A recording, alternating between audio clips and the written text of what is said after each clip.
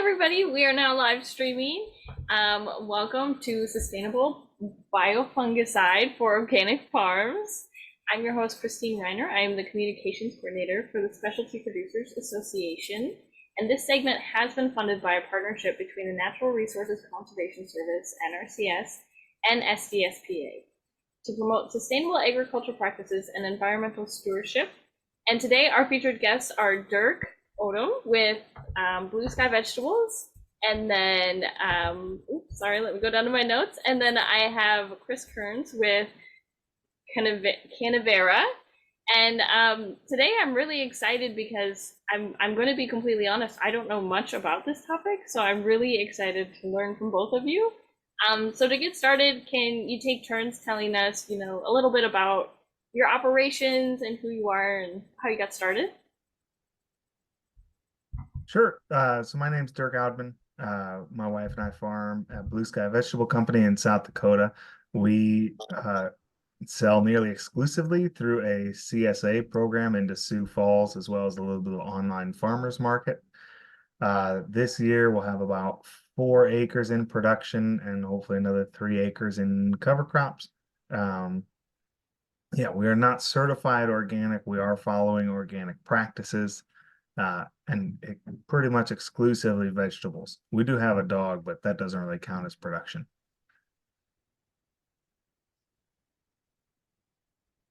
Hey, can you hear me? Hi, I'm Chris Kearns, and I farm in a little bit north of Milwaukee in West Bend, Wisconsin. So I do a couple different product lines. So we do chicken, eggs. I grow hemp for CBD. We do different types of wild foraged tinctures like functional mushroom tinctures, herbal tinctures, and we do a little bit of produce as well. Started farming in 2019, and we've slowly adopted as many organic growing practices as possible. So we had a partner farm for a number of years. We were certified organic through them. So we're actually looking to get our own certification possibly this season.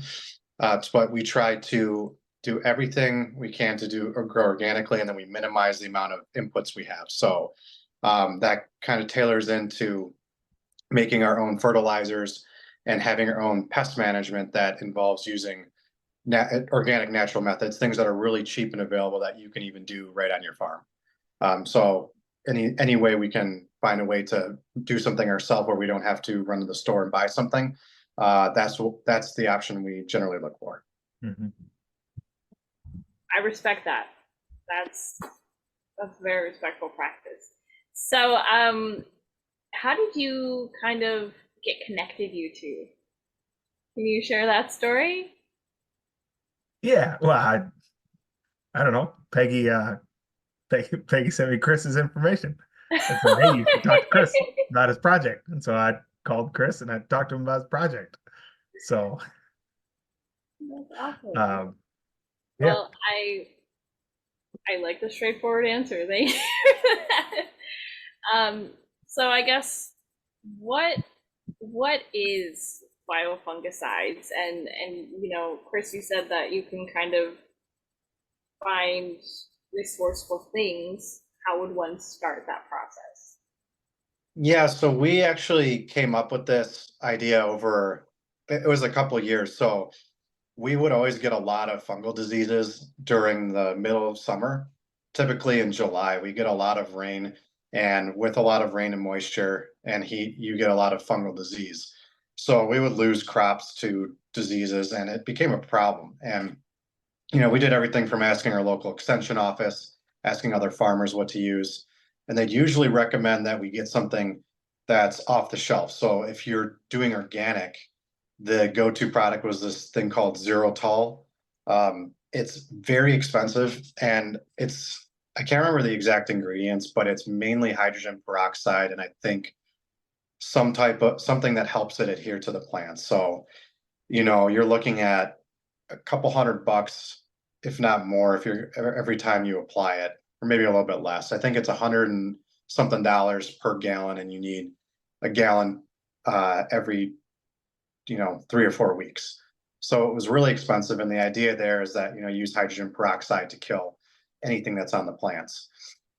We found it to be not very effective. So you're spending a lot of money. You're not really getting much result from it.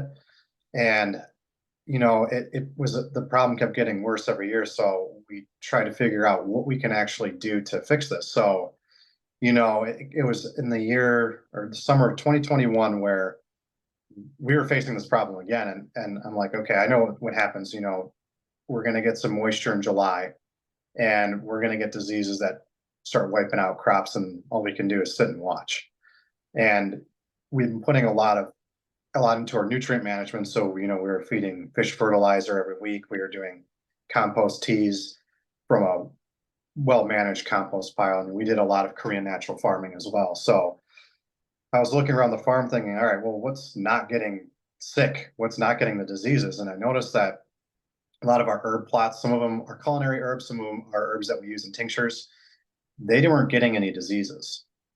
And I didn't really know why that was, but it was like I had to figure out something, because I wasn't going to try xerotol again and just, throw a bunch of money down the toilet for, the organic option. I wasn't going to do something non-organic, because, we were certified at the time, and I didn't want to really entertain any non-organic options. So what I did is I just leaned on the Korean natural farming and compost tea experiments we had done in the past. And I was like, well, maybe I can get some of whatever is protecting this plant against all the diseases into a solution and then apply it on the field.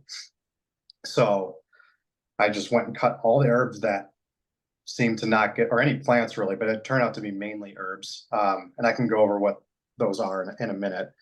But I cut them all and I put them into my compost tea and aerated them for 24 hours. And then I sprayed them on the field. And I just kept doing this every week. And what happened was, every time our plants would get a disease, it seemed to kill the disease. Like we would get leaf septoria plants, and all of a sudden the leaf septoria would die. It would go from a red to a dark brown, and then it would stop. We wouldn't have any more spread of that disease. So that's how we got started. It was more of just observing what was going on in our farm and trying to find a solution to it, and just utilizing what was around us and doing something really simple like making an extract out of it. Literally what might just be like brewing a regular tea at home, and then foliar applying it with a backpack sprayer onto all the crops. And we'd spray under the leaf, on the top of the leaf, coat it as evenly as we could. You do it in the morning or later in the evening so that the sun doesn't dry it out. And that's really it. Mm-hmm. So it sounds like you were already doing like the compost teas and the tinctures and stuff before you moved into this kind of biofungicide world, right? Correct. So Yeah. could you maybe take a step back, and for anyone who's watching or thinking and is a little unfamiliar with, I mean, you said, oh yeah, you just toss it in and you brew your compost tea and you aerate it for 24 hours, right? And I kind of understand what you mean, but maybe just walk us through what that process, even the compost tea brewing process looks like, so that if people at home are starting from zero, right, they can say, oh, okay, I can do that. Sure.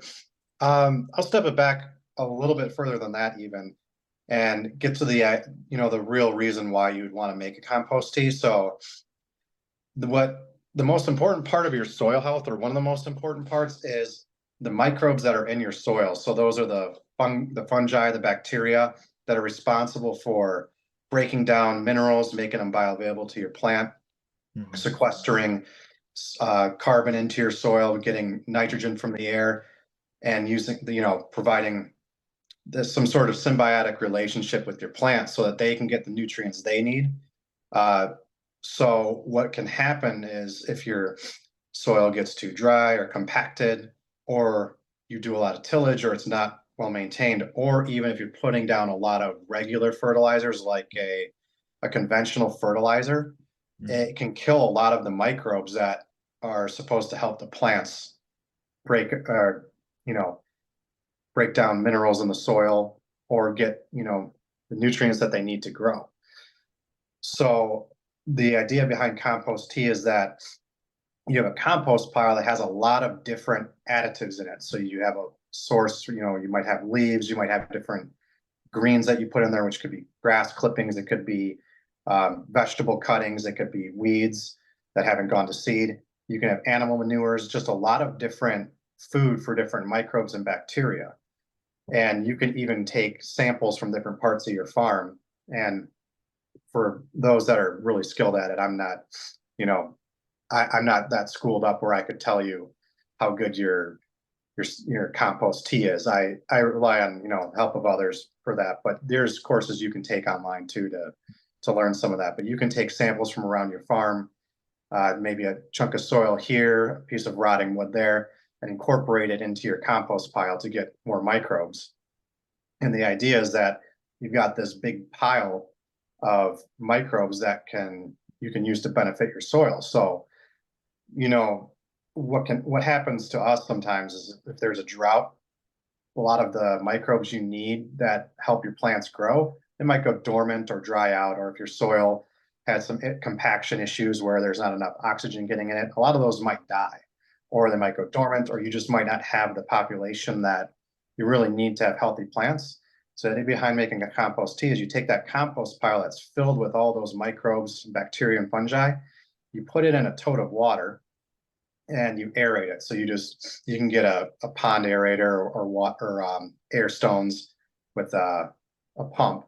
And what it does is it oxygenates the water and it lets all the microbes that are sitting in that compost from your compost, you let it aerate and it'll allow them to populate the water. So the best way to do is take a pile of compost, put it in a gunny sack, or they make filter bags that you can specifically for compost tea. Just tie it off at the top of you can use something as small as a 5-gallon bucket. You can use a 55-gallon drum. I like to use those IBC totes, food grade IBC totes, cut the tops off of them, fill them up with water, and then suspend your compost tea just so that it's sitting on the top of the IBC tote or the surface of the water. And then you aerate it anywhere from 24 to 72 hours. And the idea is you can check it. You can look at your water under a microscope and see if there's more microbes in it than when you started. And then you take that solution, you can spray it on either drench your soil, which will help bring some of those microbes back into your soil. You're not necessarily going to change the amount of total microbes in your soil because there's so many microbes in the soil. You're really just trying to introduce more diversity, whereas some of the diversity might be dormant or you might not have enough of an ecosystem there to support them. And the idea is to help restore that ecosystem, not necessarily that you're trying to inoculate your whole field with a lot of microbes. You're just trying to put species back into your soil. And it's best to put it close to the root zone, or you can even spray it on the leaf of the plant if you're looking to do things like where we're trying to prevent diseases. So that's the idea behind compost tea. And all we did was add a little bit extra to it where we make the compost tea and then we take a pile of herbs that have, in this case, a resistance to some type of disease. And we just pile them into the actual tea itself. So I would either grab another filter bag, put all the herbs in there, or I would just take a pile of them and just stuff them into the surface of the water and then sometimes I'll filter it out with another pump. So I don't have to worry about sucking anything and they're like sucking herbs in there or getting too much dirt. So that's the basic idea. I don't know if we want to stop for questions there or any points I should clear up. I mean, I can always come up with more questions. So, I mean, you're brewing the compost tea and you said you're applying that weekly just as a foliar then, or are you also doing a drench through your irrigation lines? So for this experiment or the projects we didn't do it through we only did a foliar feed. We didn't do anything through drip irrigation. Okay. Just to keep it as simple as possible. Mm-hmm. solution here. And you said for the foliar application, you're just doing like a backpack sprayer, so not like a special nozzle or anything like that. So for the project, what we did is we'd already done it with backpack sprayers. And, the problem with backpack sprayers is they break a lot. So we wanted to see if we could scale this up to anything from a quarter acre to, a couple dozen acres. So what we did is part of the project is we got a larger sprayer unit. So it's kind of like a chemical sprayer. And we got a diaphragm pump on it. So a diaphragm pump, it doesn't have any motors or blades that spin. So it's not going to kill any of the biology that's in your solution. So what we did is we brewed the compost tea, and then in this one we did a 55-gallon drum, and then I just put a sump pump in the bottom of it, pumped it into the sprayer unit. So just the chemical sprayer has a 20 or 30 gallon drum on it. Mm-hmm. And so I fill that up, and then we put it on the front of the tractor. These things have long hoses on them. You could put it on the back of a UTV or an ATV, or even have it sit stationary in your field. And it allows you to do a fine mist. So we opted to do a really fine mist just to make sure it coated everything really even. And then we just spray it. We just apply. So I go there in the morning, we'd spray pretty much anything that grew that we were trying to put into production with the sprayer. Mm-hmm. I saw we have do we want to do Q&A questions now, or are we waiting until the end? I think if it's specific to the topic, it might be best just while we're talking about it, if you're comfortable answering it. Sure. So yeah, the question we had was, are there any specific herbs you've identified that work with certain diseases? So what I'll do is let me see if I have pictures of the herbs. Sorry, I forgot to download them. This will give you an idea of what it actually looked like when we did the compost teas. Mm-hmm. I'm just going to move these into the shared folder. Give me 1 second.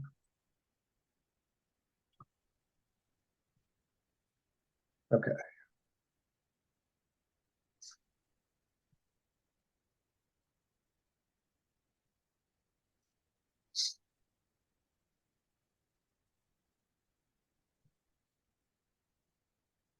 All right. So the herbs that we found that work the best, this is just a picture, excuse me, of the types of herbs that we would cut. So the ones that typically work the best was sage, lemongrass, tulsi, stinging nettle. And then this is a mix of different, like here we've got some alfalfa, we have some, I think we have bee balm and mustard somewhere in here as well. So, I wasn't too particular on the exact herbs. I just picked the ones that were disease resistant, but those first ones I listed being sage, lemongrass, there's a sage, lemongrass, and tulsi, and stinging nettle were particularly good. Mm-hmm. Towards the end of the season, stinging nettle was not as resilient. So it's really good at the beginning of the season, but towards the tail end of the season, it starts to suffer from diseases as well. So as that plant, gets closer to seed, it doesn't seem to hold as much value as some of these other crops. And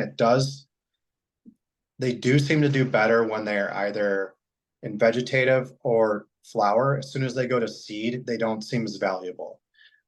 It's not that big of an issue for what we're doing because we are looking at diseases that pop up usually in July. So everything is usually in the right, it's at the right stage for when we need it.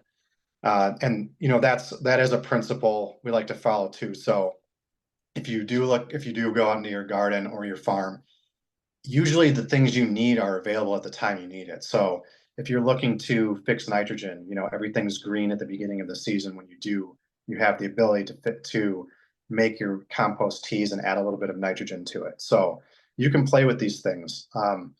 You can add in different herbs that you find on your farm. You don't have to adhere to what we did. We just looked at what worked, and we happened to grow a lot of herbs because we did tincture them or make teas, or we had them as culinary herbs, and we would mix and match. But overall, just so long as you had a fair mix of herbs that seemed resistant to what you were trying to combat at the time, it seemed to work.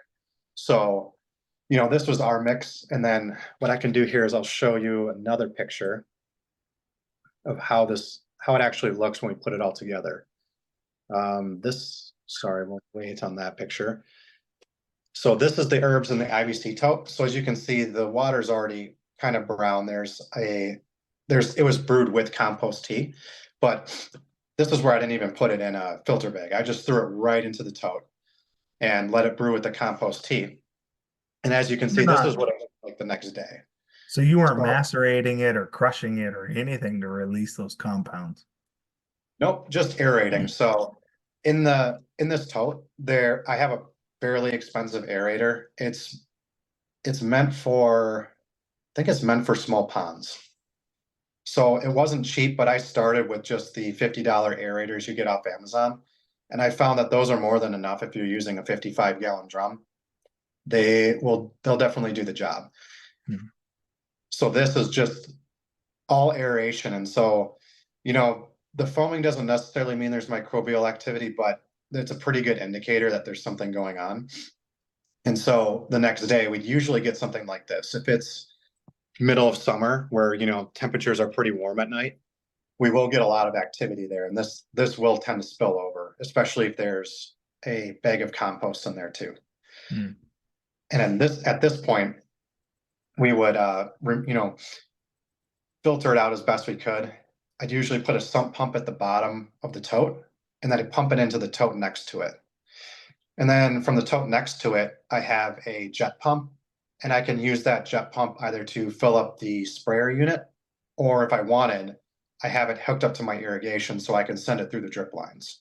And we had done that in years past. It's a lot of work. I can't say it's necessarily worth it. Maybe at the beginning of the season. I think for compost teas, you get the most benefit for starting seedlings and then when you initially plant, because you have so much control over that root zone, where it's kind of like before I was saying, you're not going to increase the amount of microbes in your soil any noticeable amount just by drenching your field in it. But if you do these things when you're, say, have a tray of seedlings, what I like to do is I'll dunk them in compost tea before I plant them. And then I will, either do a drench or a foliar spray compost teas and these herbal solutions right when they're planted, because you have so much control over that root zone. It helps prevent as much shock, when you transplant. You don't get as much transplant shock. The plants seem a little bit happier and healthier, and they have, those microbial associations at a really young age, which Mm-hmm. is good for plant health. So, those are all things you can play with. Those will also help your plants at different stages, become more resistant to diseases because they already have those associations with the microbes. So those are the things we look at doing, but we try to keep the system very simple, where, you fill up a bag of compost, you cut down some herbs, throw them into a tote in the aerator, leave it for a day or two, and then throw it right into your sprayer unit. And then you just spray it on your plants either morning or night. And, try to play with what you're putting into your teas and your extracts, and to see what works for you, and try to use what's available on your farm. We wanted to make this as cheap as possible, because our other option was to use Xerotol or another organic product that's extremely expensive and not very effective. This, for us, we put up a little bit more time in it, but we're not spending really any money aside from the equipment. But the equipment is not that expensive either. The equipment can be had for less than one purchase of Xerotol. So that would be, it's good to start small and then just experiment with what you have around you and see how those, you can use your own cover crops, your own herbs, anything that grows wild, or anything that is just readily available on your farm. Experiments with it, see if it works, see what has diseases, see what doesn't, and see if you can find a way to extract whatever that is that's keeping that plant healthy while everything else is getting sick. And then that is a really simple way we've made what we call a biofungicide on our farm. Have you done anything else with I don't know, like various species of herbs or for some of those other similar benefits, right? Like this was specific to a certain disease. Um, but then you said you'd also done some work with Korean natural farming and compost teas. Are there other herbs that you find to be useful, right? As growers are thinking about, well, how could I incorporate this or how could I move towards less inputs? Because let's face it, less inputs is always good. Um, I mean, are there particular varieties? I'll be honest, you talk about herbs growing wild, and we live on the prairie, or at least my farm's on the prairie, right? There's not a lot of, I mean, there's a few wild herbs, but mostly it's just wild grasses. We got a lot of grass. And so I'd be curious if you had any recommendations, like if we wanted to plant stuff for this purpose, what you'd think about planting. Yeah, so we're in the early steps of figuring out what works best for what purpose. But in general, if you're going to make an extract, you can do it. This one was specific for, fungal diseases, but we like to use herbs for nutrient management as well. So it depends on what you're trying to do. Like, I don't like to buy fertilizer either. So, the having healthy plants also helps prevent diseases. And you can also substitute some of your fertilizer for what's available on your farm. So if you have grasses, anything that's high in nitrogen can easily be turned into high nitrogen fertilizer. And what we like to do is if we're growing something specifically for extracting it, I prefer to, cover crops are really good. If you can plant a small patch of cover crops, and this relates back to what I was saying earlier is whatever your plant, whatever stage your plant is in, it's going to vary by season, but you're always going to have what is readily needed for the rest of your garden that's at that same stage of plant and the same at the same stage of life for that plant.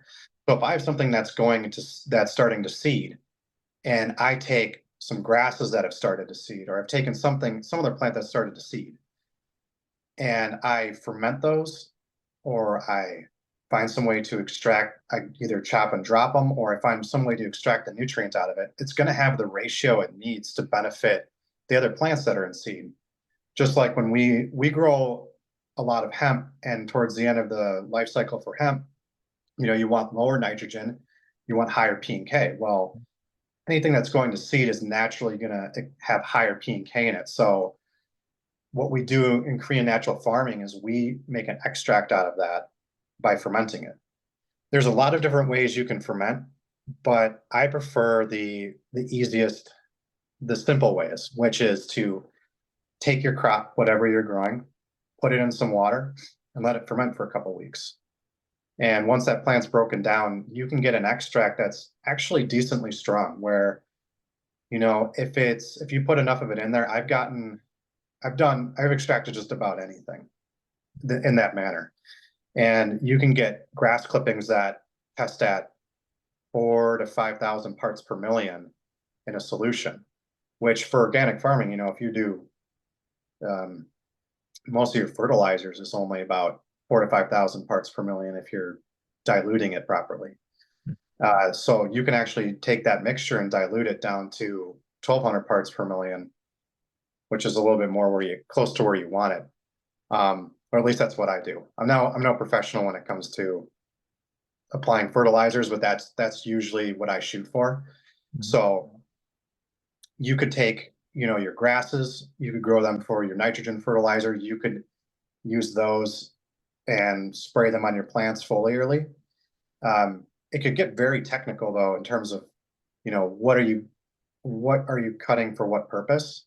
So I've always kept it really simple. Anything that's high in nitrogen early in the growth cycle, I use, for something that's at that same point. So early in the season, I'm cutting a lot of grasses that are in vegetative state. I'm cutting any excess plants I don't need, anything that is around the farm. I'm taking cover crops. So if I do, cover crop mix, I'll cut a chunk of that cover crop off, ferment it. I really like to use alfalfa.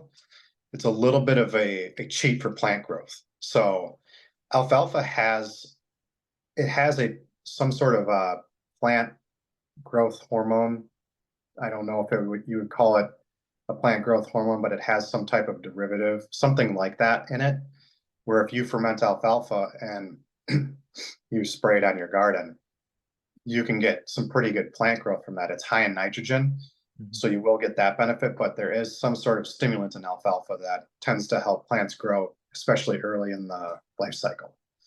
So that is what I would use if you're trying to grow something to stimulate plant growth, to dial back your nitrogen fertilizer use and just grow a little bit of cover crop on the side of your field.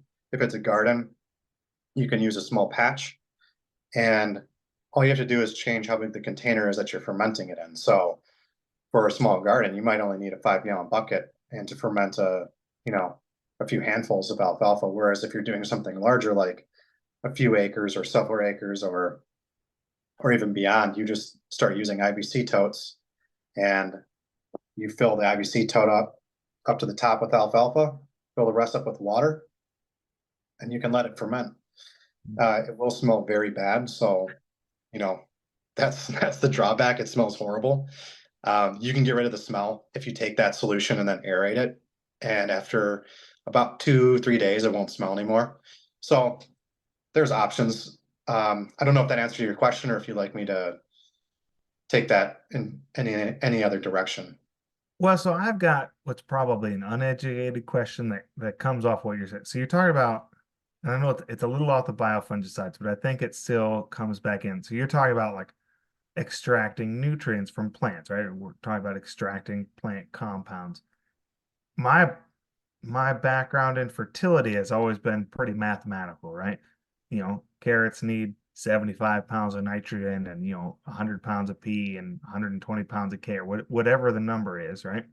So if you're foliar feeding, let's say chopped alfalfa for nitrogen, are you trying to like calculate pounds to the acre of nitrogen, or are you just doing it based on like a visual inspection and saying, okay, that green is not the right shade of green, so I'm going to hit them with a little alfalfa juice and we'll see what they do? Yeah, you can do both. You can keep it really simple if you want to do it like that. And you can get really technical. So I do something kind of in the middle where, visuals is key. If something looks like it needs a little pick me up, it wouldn't hurt to ferment something and do a foliar spray of alfalfa or whatever else you've got, collected and fermented. I like to calculate my parts per million, which I know some people say maybe that's not the most accurate, but it's a simple way for me to stay consistent. Mhm. And you can just get a meter online. They're maybe $15 off Amazon, just a ppm reader. And so I just make sure all my solutions have a ppm of around 1200. And if something's mainly nitrogen based, I assume that most of the ppm is nitrogen. There's a book, actually, let me see if I have it here. Pretty sure. I'm just paging through this book. I think it's called Gaia's Garden. Mm-hmm. It's either that book. There's another one that I might be mixing it up with, but they give you a breakdown of what the NPK ratio is of just about every plant. Any plant that you're going to grow, any plant that might be growing on your farm.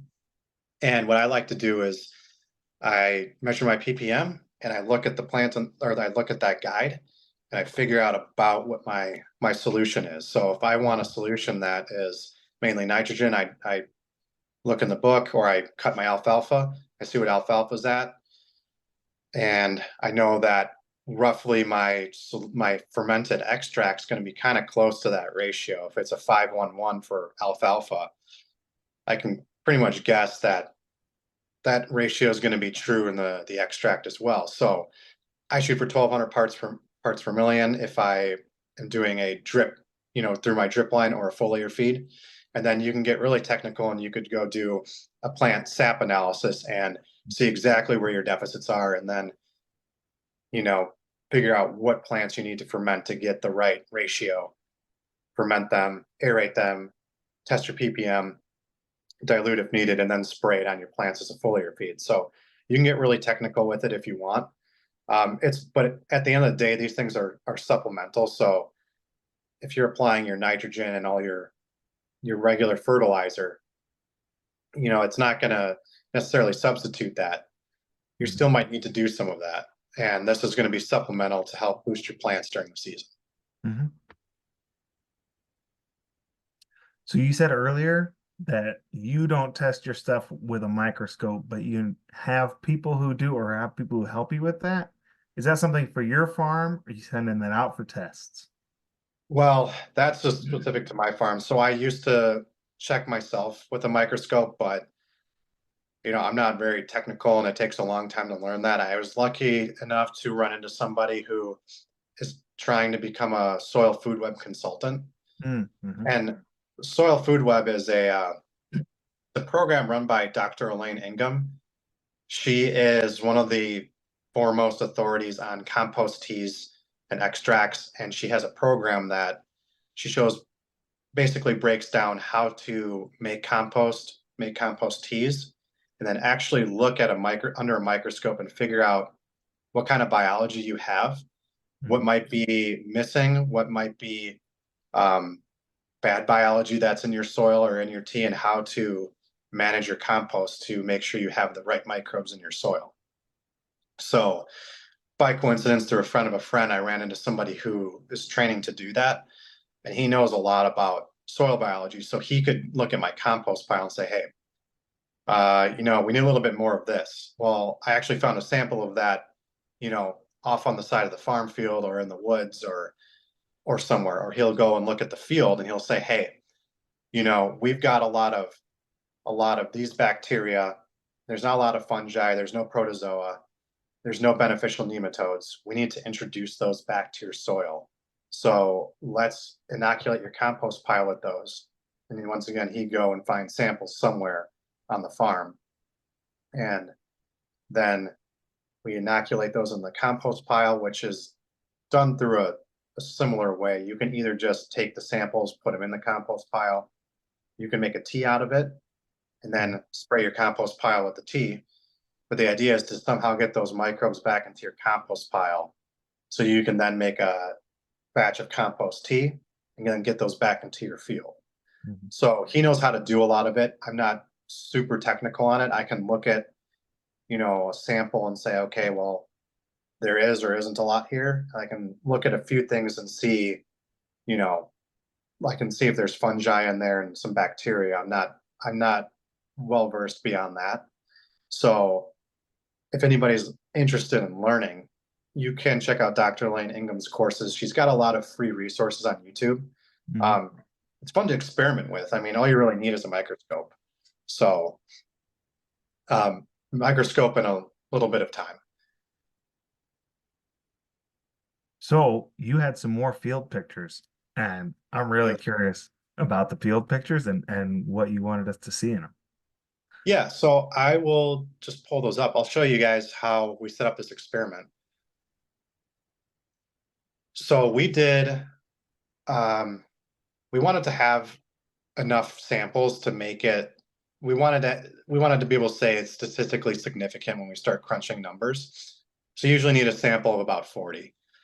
So what we did is we took 2 strains of tomatoes. We did a Roma tomato and then a slicer tomato. So one was determinate, the slicer was determinate, and the Romas were indeterminate. Then we just broke them up into 3 groups. One was they're getting the biofungicide. The next one, they were getting a foliar feed of fish fertilizer. So they basically testing to see if we could have just bought fish fertilizer and fertilized them more, and they would have done well. And then we did a group where we didn't do anything. Mm-hmm. So this is how we set them up. We put them in rows. I killed off the alfalfa that was in the field with a tarp. So I put the tarp down for a couple of weeks and then I planted cover crop over it. So we just put them into, I think, 2 feet on center, 4 rows, 2 feet on center, 4 feet between rows, and then just put a drip line right over the tomato. So it looked like that. This is what it looked like in the field. So we had our rows here. All the way to the left was the determinants. And then the 2 with the post was the Roma indeterminate tomatoes. This over here was a test crop for hemp. So we were testing cover crops and straw cover, inoculating the straw with mushrooms. And then we were testing the cover crop planted at different periods to see how the plants performed. So they were separate from the biofungicide. So the biofungicide was just in this field here. This is just another view. So you can see I killed off the alfalfa here with the tarp, but you can see it just comes right back. So it's very resilient. This is what it looked like further in the season. You can see why doing something like laying down plastic tarp would be highly beneficial. And we're definitely going to do that next year, just because of how difficult it is to manage, having a field of alfalfa right next to your tomatoes. Mhm. So as the season progressed, we trellised them. So the Romas, they got put over a trellis, and then we just put wires along these posts here, and then we just tie them up to the next. We run a line and then tie them up to the next line. This is a picture of our hemp field. So this is what happened when we use this Korean natural farming inputs and this biofungicide. We got it dialed in 2021. So to give you context, these plants are about 8 feet tall, 8 feet wide. We have about an acre field filled with them.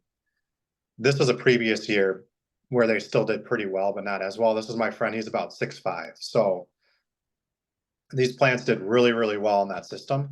So I thought I'd just show you, like, that's the potential. Whereas I don't have a field pick of how they were before, but they are about half the size. Mhm.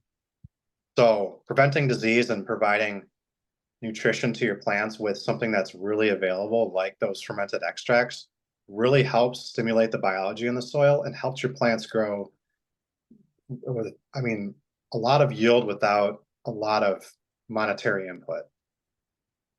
And then this is a picture again of the different herbs. I think that's all I've got for pictures. Oh, here's some more. Oh, those are the same ones.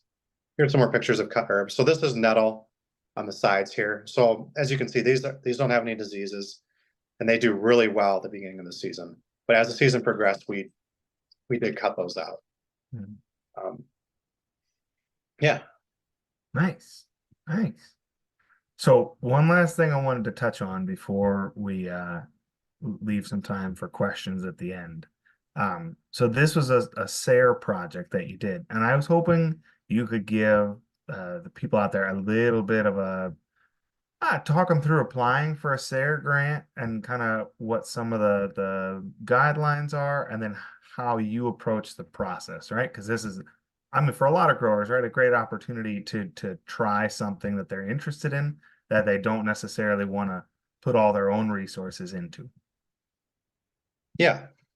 So my thought process was, well, we had a lot of things we were experimenting with on the farm, and we had spent a lot of time, practicing Korean natural farming, looking at new ways to do things. I don't know, as bad as it sounds, I learned a lot of farming techniques from Instagram, because you can find farms who really they experiment a lot. They produce really good results, and a lot of them, they'll share all the information for free if you follow them, because for them, they want a follower. They want someone clicking on their page, engaging, getting them that publicity.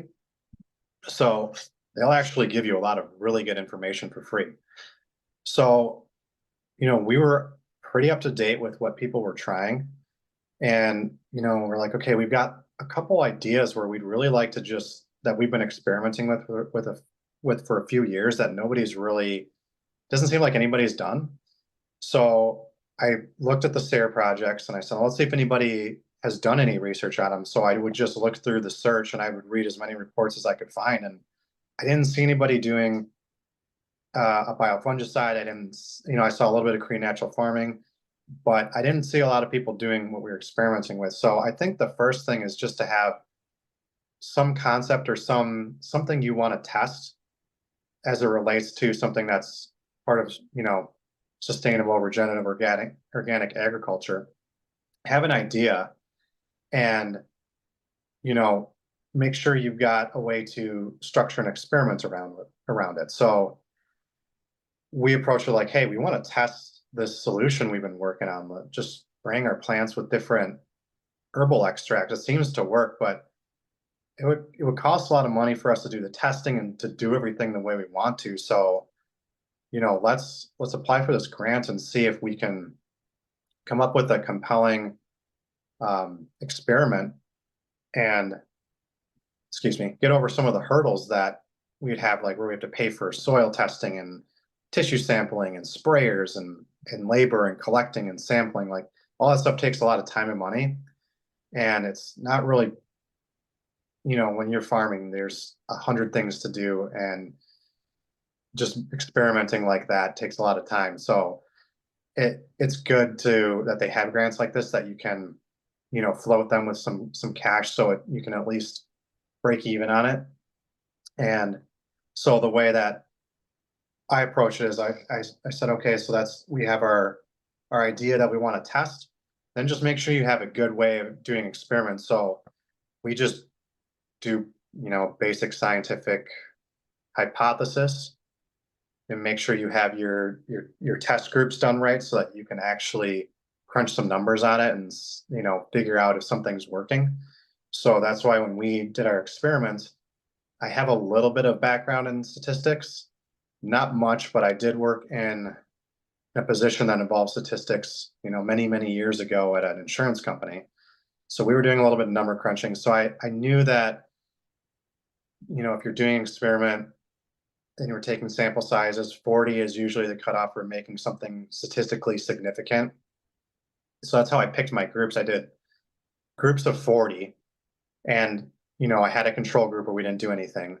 I had my group where we were doing our foliar application, and then we did a group where we did what you would normally do if you're in organic farming, or I guess the equivalent, which is just give them some foliar feed fertilizer and see if there's a difference between any of these. And then what we were doing for our variables, or what we were testing, is the health of the plant. So with the tissue sampling, soil health, so we can see, hey, how's the soil health changing throughout the season?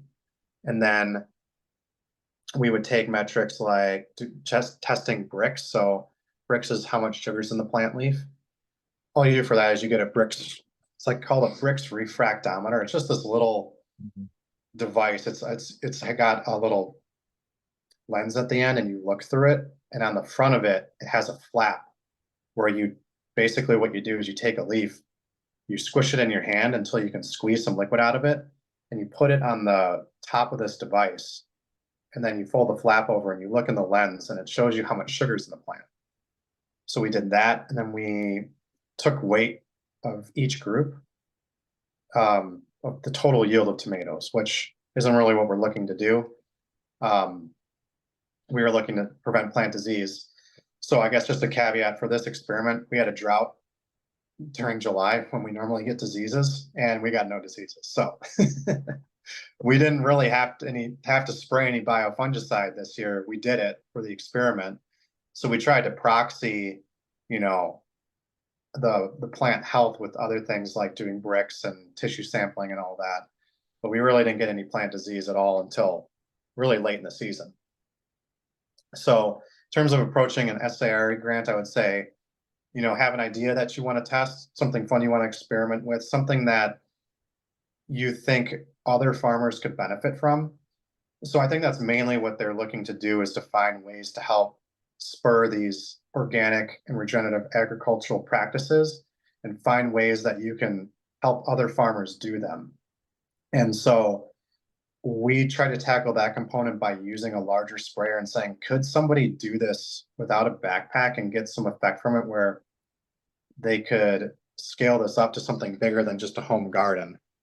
So you just want to have all those pieces in mind, have the idea you're working on. It doesn't have to be, they're very open on what you do. There's a million different ideas that they've done through SARE, and make sure, someone hasn't done it before, that your idea is providing some uniqueness to the program, and then find a way that you can utilize your research to help benefit other farmers trying to do the same thing. Because the big part, the main thing they want to do is that you spread the information or have a way to get the info out there. or meet with other farmers and show them how to do it. And so our idea was if we could produce this and have a repeatable result, that we could show other farmers how to do it for almost free, and then they don't have to go and buy expensive products like we've done in the past. And then, we can all have our own biofungicides made right on our farm, and it's super easy and cheap and readily available. Nice. Do you have someone help you write the application for the SARE grant? Or did you guys just do it yourself? Yeah, I just wrote it myself. The SARE grants are pretty simple. I wouldn't say you need a grant writer to do them. A lot of it you can probably do yourself, and there's a lot of projects that are fairly simple.